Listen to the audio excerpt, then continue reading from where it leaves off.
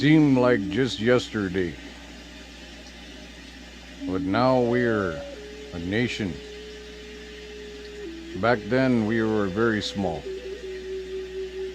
But even then, as a brown skin, you could not stand on a street corner without being shot. The whites and pale faces would show up, say hello, and then gun you down. So, we would ride into town and demand respect. Many times we did not win, but many times we did not lose. The more our numbers grew, the more we won.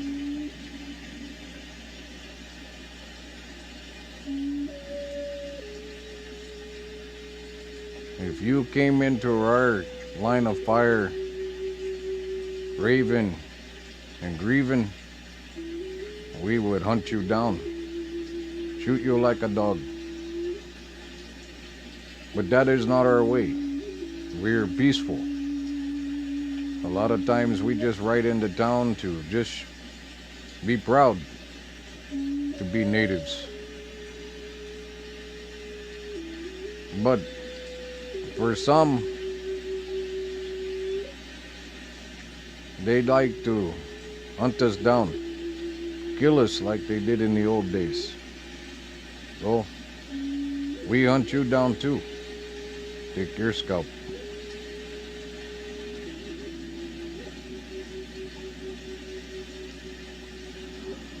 So many moons ago, the great white nations sent out their military and arrested chief, threw me in jail for many moons. I was there in their prison. So while I was in their jails,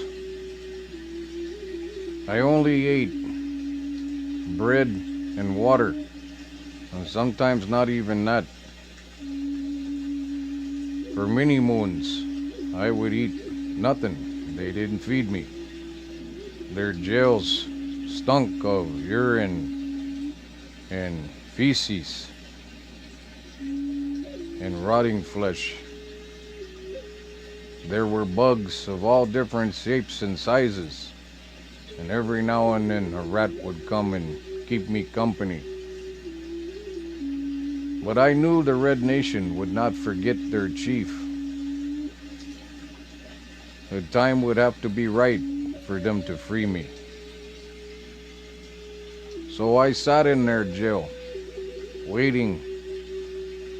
But while I was there, I was accosted, made fun of, because of my voice, because of my skin, because of my hair, because of my clothes. They would come by like I was some caged animal that was on display, and they would spit at me. They'd look, there's a savage, watch out, he might attack you. So, one day they came, took me in the back, beat me up, and cut off all my hair. Then they transported me from Blackwater up to Strawberry to be hung for crimes against the Americans, the whites, and all those in between. I was to be hung till death. But I knew my brothers, my sisters of the Red Nation would come for me. And if they could not set me free, they would have vengeance for my life.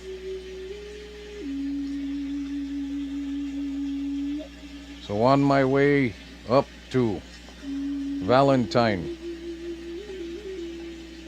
the palefaces squabbled. But a man I once knew by the name of Uluru, he got word to my tribe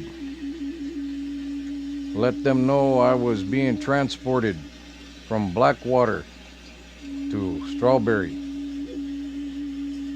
If it was not for him, they probably would never have known.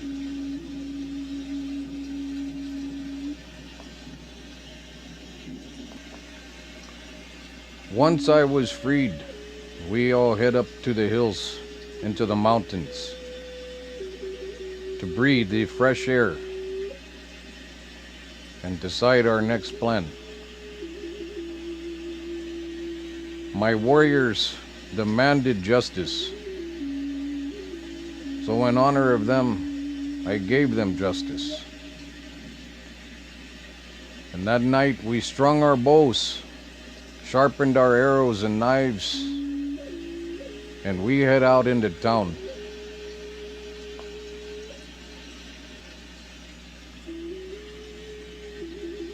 With flaming arrows and a great spirit on our side, we surrounded the town. Many warriors, many nations gathered to see the town pay. And we paid in full with blood and fire. I remember it like it was yesterday. All of the battle cries and screams as we went into town and lit it up from side to side. It was sad that it had to be this way, but I could not let it go undone and appear weak to my tribe. So I let the town burn.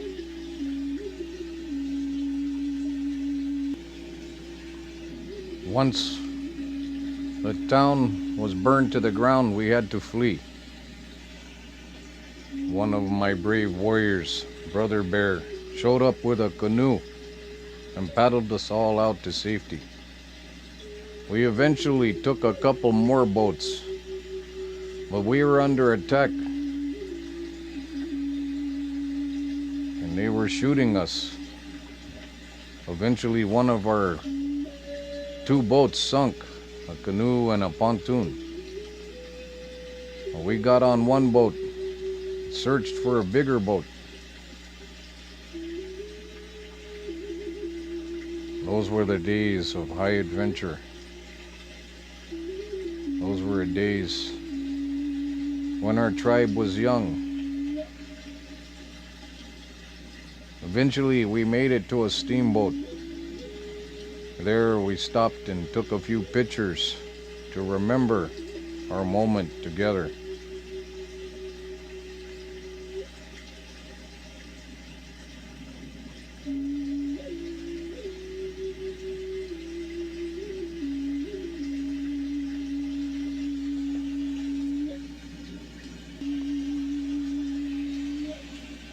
As we were trying to rebuild our nation, we still had some contact with the Americans and the pale-face people, also known as the White Nation.